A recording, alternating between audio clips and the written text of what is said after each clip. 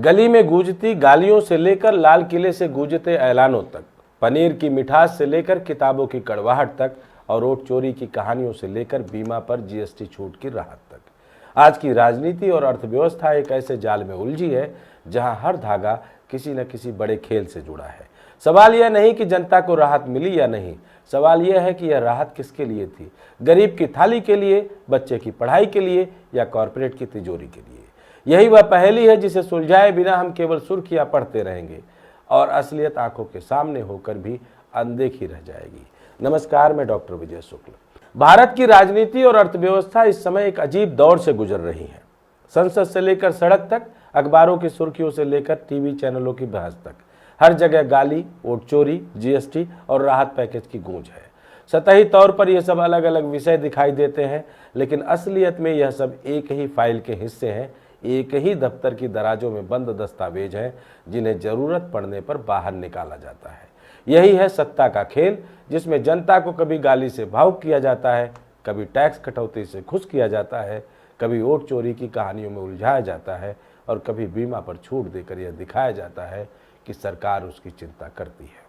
15 अगस्त को प्रधानमंत्री ने लाल किले से घोषणा की थी कि टैक्स ढांचे में सुधार होंगे और जनता को राहत दी जाएगी। यह घोषणा तिरंगे की छांव में हुई थी, इसलिए लोगों को लगा कि यह कोई सामान्य वादा नहीं बल्कि एक ऐतिहासिक संकल्प है। मगर उसके बाद महीनों तक चुप्पी रही। फिर जैसे ही त्योहारों का मौसम आया, नवरात्र से ठीक पहले वित्त मंत्री ने जीएसटी कटौती का ऐलान कर दिया। अब दूध, पनीर, क्रीम, पाउडर, बीमा और चश्मा सस्ते हो गए। जनता को लगा कि सरकार उसके साथ है। मीडिया ने लिखा कि त्योहारों से पहले जनता को एक तोहफा मिला और बाजार में एक सकारात्मक माहौल बना। लेकिन हकीकत उतनी सीधी नहीं है। हर महीने औसतन 1.8 लाख करोड़ रुपए का जीएसटी कलेक्शन होता है। अगर इस कटौती से वसूली 5 से 7% भी घटेगी तो सालाना 1,20,000 से 1.5 लाख करोड़ रुपए तक का घाटा होगा। दूसरी ओर अमेरिकी राष्ट्रपति डोनाल्ड ट्रंप ने भारत के निर्यात पर टैरिफ का बोझ डाल दिया है। कपड़ा और हैंडीक्राफ्ट जैसे सेक्टर सीधे प्रभावित होंगे। अनुमान है कि सालाना 60 से 80 हजार करोड़ रुपए का नुकसान यहाँ से भी होगा। यानी एक ओर टैक्स से वसूली कम हो रही है और दूसरी ओर निर्यात से कमाई घट रही है। कुल मिलाकर सरकार पर 2 लाख करोड़ रुपए से ज्यादा का दबाव होगा। यह रकम इतनी बड़ी है कि विकास कार्यों और कल्याणकारी योजनाओं की जेब काट सकती है। यहीं से असली विरोधाभास उभरता है। पनीर और दूध सस्ता करने में सरकार को कोई आफत नहीं लगी, लेकिन शिक्षा को सस्ता करने में उसने हमेशा चुप्पी साधी। किताबें, कॉपियां, स्टेशनरी और स्कूल की फीस महंगी होती गई। अभिभावक कर्ज लेकर बच्चों को पढ़ाते रहे, लेकिन जीएसटी कटौती का तोहफा पनीर और पाउडर पर मिल गया। यह इंस्टेंट पॉलिटिक्स है। त्योहारों से पहले जनता को थोड़ी राहत दीजिए, ताली बजवाइए और चुनावी फायदा उठाइए, लेकिन शिक्षा जैसी बुनियादी जरूरत जो भविष्य की नींव है, उसे सस्ता करने की दिशा में कोई कदम नहीं। राजनीति का दूसरा पहलू भी उतना ही संगठित है। जब चुनावी पारदर्शिता और चोरी के सवाल उठते हैं, तब अचानक मां का अपमान जैसी गाली की बहस छेड़ दी जाती है। मां के अपमान का बोर्ड लेकर के वो पुरुष खड़े हैं और लिख रहे हैं, मैं भी मां हूं। तो आप अंदाजा लगाइए कि मानसिकता और हमलावर होने के पीछे सब कुछ भूल जाने की कवायद सियासत की कैसी है। मीडिया और जनता उसी भावनात्मक जाल में फंस जाती है। बिहार इसका सबसे बड़ा उदाहरण है। यहाँ चुनाव के बाद बूथ कैप्चरिंग, गिनती में गड़बड़ी और वोट चोरी के आरोप उठते रहे हैं, लेकिन इस बार वोट चोरी का आरोप कांग्रेस ने की यात्रा के जरिए उठाया है और एसआईआर प्रक्रिया के बहाने उठाया है। जनता बार बार असली मुद्दों से हटकर इसी बहस में उलझती रही है। गाली और वोट चोरी की राजनीति एक दूसरे की पूरक बन गई है। सत्ता को मालूम है कि जब जनता भावनाओं में उलझी रहेगी तो उसे महंगाई, बेरोजगारी और शिक्षा के सवाल याद नहीं रहेंगे। इसी दौरान स्वास्थ्य क्षेत्र की सबसे बड़ी स्कीम आयुष्मान भारत भी अपने अस्तित्व के लिए जूझ रही है।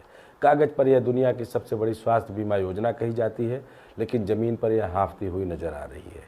बड़े अस्पतालों ने योजना के मरीजों को भर्ती करने से मना किया। क्लेम सेटलमेंट में महीनों की देरी हुई।